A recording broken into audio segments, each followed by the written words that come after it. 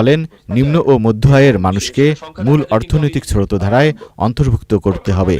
বৈদেশিক মুদ্রার যে অভাব বর্তমানে রয়েছে, ডলারের যে একটি ব্যাপক সংকট বর্তমানে রয়েছে, এখন আন্তর্জাতিক বিনিয়োগকারীদের, আন্তর্জাতিক দাতা সংস্থাগুলোকে আমরা যদি আকৃষ্ট করতে চাই, দীর্ঘমেয়াদী যদি আমরা পরিকল্পনা নিয়ে যদি আমরা ঋণ আমরা স্যাংশন করতে চাই, তাহলে অবশ্যই এখানে রাজনৈতিক স্থিতিশীলতা আমাদের ইন্টারন্যাশনাল ইনভেস্টরদেরকে আমাদের নিশ্চয়তা দিতে হবে। আশা করছি যে আগামী ৬ থেকে ৯ মাসের মধ্যে আমি বিশ্বাস করি বাংলাদেশের অর্থনীতি ঘুরে দাঁড়াতে পারবে, যদি আমরা রাজনৈতিক স্থিতিশীলতা আমরা নিশ্চিত করতে পারি। বিদেশে টাকা পাচার রোধ, ব্যাংকিং খাতে সংস্কার ও আইনের শাসন নিশ্চিত করার সুযোগ অন্তর্বর্তী সরকারের রয়েছে। সর্বপ্রথম আমাদের ব্যাংকিং খাতে ব্যাপক সংস্কারের প্রয়োজন হচ্ছে। অর্থনৈতিক বিকেন্দ্রীকরণ এবং প্রশাসনিক বিকেন্দ্রীকরণ ছাড়া প্রত্যন্ত অঞ্চলের মানুষের কাছে প্রবৃদ্ধির সুফল আমরা কোনোদিন পৌঁছে দিতে পারবো না। তার জন্য আমার মাননীয় প্রধান উপদেষ্টার কাছে আমার বিনীতভাবে আবেদন থাকবে, যাতে আমরা আগামী দিনে যাতে জেলা পর্যায়ে যাতে আমরা বাজেট বরাদ্দ।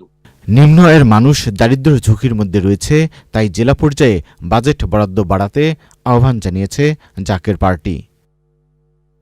Shahidullah Raju, channel i, Dhaka.